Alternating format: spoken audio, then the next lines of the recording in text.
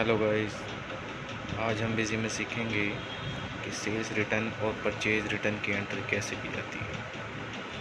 ठीक है, तो मैं सीधा आपको स्क्रीन पे ले जाता हूँ।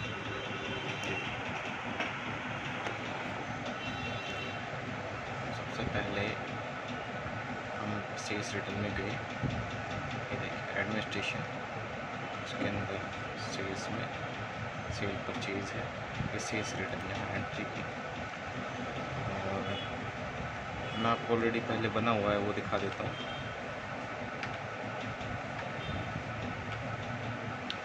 मान लीजिए ये है एंट्री, यहाँ पे गए,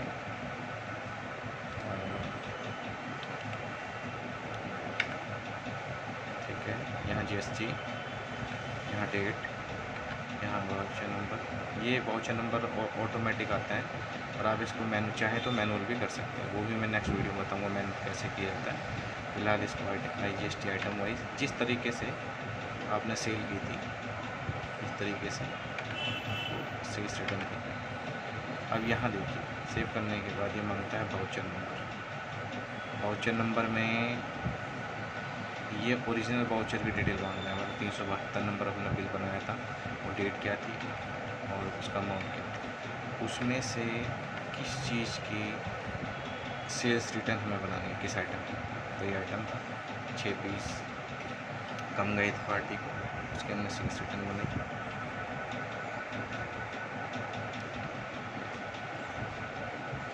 ठीक है, तो गाइस ध्यान रखना है, सेल्स रिटर्न को क्रेडिट नोट कहा जाता है।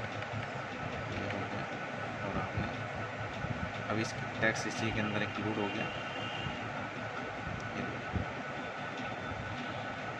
जो हमने बनाया तो 95 × 6 570 प्लस टैक्स जुड़ गया, टोटल आपका 673 आ गया। ठीक है, राउंड ऑफ हमने कर दिया पूरी। ओके, ये हम कर देंगे सेव।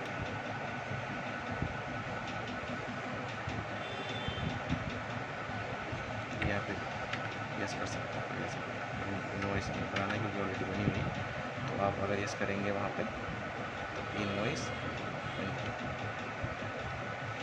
अब ऐसे ही परचेज रिटर्न की आपको करनी है, सीधा एंट्री डाली। अभी इसमें मैं बता देता हूँ आइटम वाइज।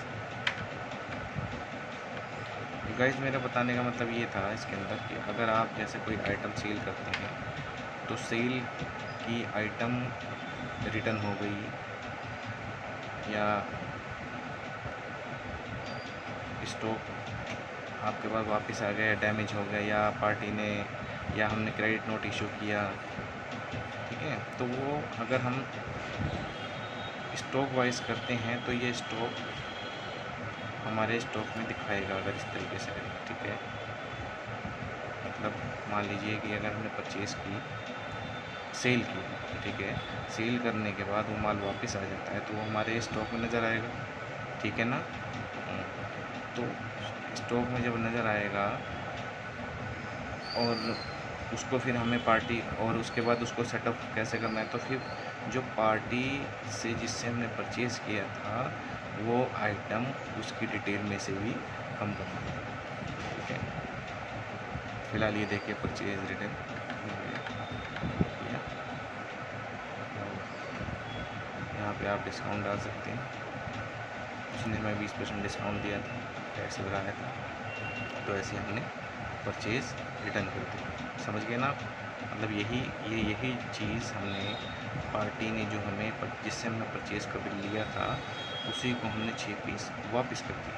ओके, एक तरह से। ठीक है, तो क्या हुआ कि जब सेल से रिटर्न आई तो 6 पीस हमारे स्टॉक में रह गए, और जब स्टॉक में नहीं रहना चाहिए ना, तो स्टॉक में सेटअप ऑफ करने के लिए हमने परचेज रिटर्न दिखाई और ये पार्टी के अकाउंट में से कम कर दिया। तो ये हमने अपना बना दिया, इसमें क्रेडिट नोट नंबर 8 कर दिया और ये ओके। ओरिजिनल इनवॉइस परचेज़ की जो जिससे हमने परचेज़ लिया था उसकी ये थी, और गाइस उस सेल्स रिटर्न में जो वाउचर नंबर था वो हमने सेल काटा था। ठीक है, यहाँ पर वाउचर नंबर जिससे हमने परचेज़ खरीदी थी उसका वाउचर नंबर। ठीक है, सेल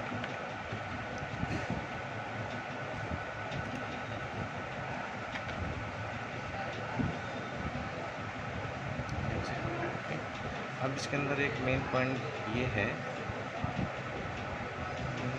ये देखिए, अगर पार्टी ये मान के चलिए कि कोई स्टॉक वापस नहीं करती, वो अमाउंट उतने का अमाउंट माइनस कर लेती है, या मान लीजिए जैसे 5,000 4,000 का अमाउंट वो अमाउंट का डेबिट नोट इशू कर देती है या क्रेडिट नोट इशू कर देती है, तो हम इसकी एंट्री इस जगह करेंगे, debit note without of item.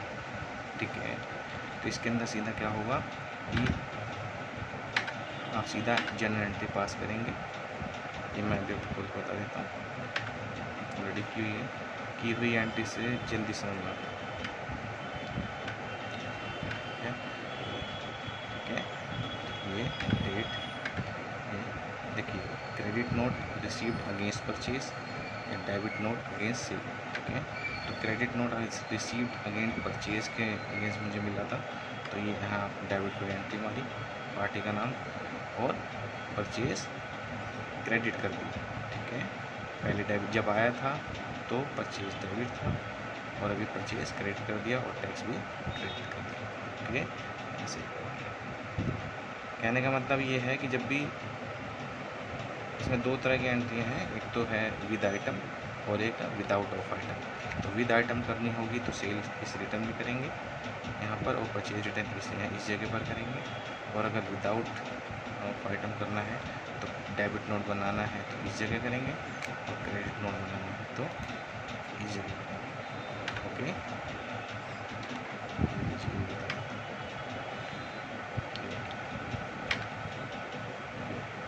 ये देखिए, ये विदाउट ऑफ आइटम है, सीधा पार्टी को क्रेडिट किया, क्योंकि जब सेल काटा तो पार्टी को डेबिट किया था, और पार्टी को क्रेडिट कर दिया उतने अमाउंट से, सेल्स को डेबिट और टैक्स को डेबिट।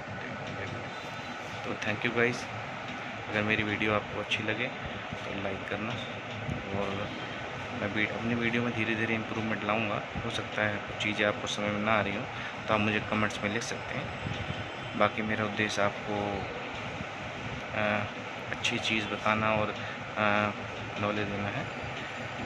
तो हाँ, बहुत सारी कमियां हैं वीडियो बनाने में जिसका आपको पता ही चल रहा होगा, लेकिन आपके लाइक से मुझे मोटिवेशन मिलेगा तो मैं और इम्प्रूवमेंट लाऊंगा।